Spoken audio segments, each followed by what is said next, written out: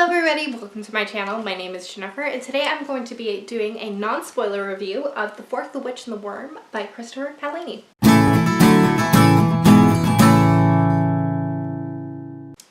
So The Fork, the Witch, and the Worm is a set of short stories taking place in Allegasia about a year or so after the end of the final novel, the conclusion of the inheritance cycle. And it's presented to be a sort of slice of life story of Aragon as he kind of explores trying to set up a dragon rider academy and achieve his goals to more or less bring back the dragon race back from the dead. However, I'm going to say that I was kind of disappointed with the way that this book was presented. It's not exactly what you would think going into it based off of that description. It's more focused on 3 different stories that Aragon hears as he goes through a couple of days of life. So I would just warn you as a reader going into that. So the first story, The Fork, is actually from the perspective of a little girl as she's observing an interaction between a mysterious man and a group of people that she doesn't know. And the story in and of itself was extremely interesting, and as a reader of the previous 4 novels set in this world, it kind of made you smile as you kind of tried to figure out who this man was. But the voice of the child was kind of choppy.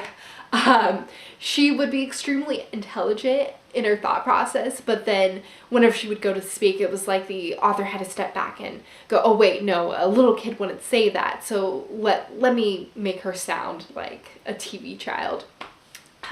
So just after you get past that, it's not too bad. The story itself, like I said, is really interesting and kind of makes you smile as a reader.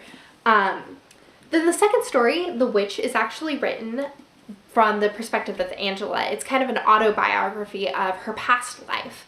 And the most interesting thing about that is that it's actually written by Angela Paolini, the namesake for Angela the Herbalist. And the stories themselves were beautifully written. They were very mystical and kind of stayed true to the character and the nature of Angela, in that she tells you one thing, but she could mean another. So they definitely added to the lore of what her character and the mysticism surrounding her character. Okay guys, so my SD card was full. Sorry for the jump cut, but we're just gonna keep on trucking and go back to right where we were. The Worm. So The Worm is, in my opinion, the strongest story in this entire set, and it's the retelling of an Urgel's oral history, and Aragon hears it as he's sitting by the fire with them. And it kind of explains their first interaction with dragons and why they have such a strong distaste for them.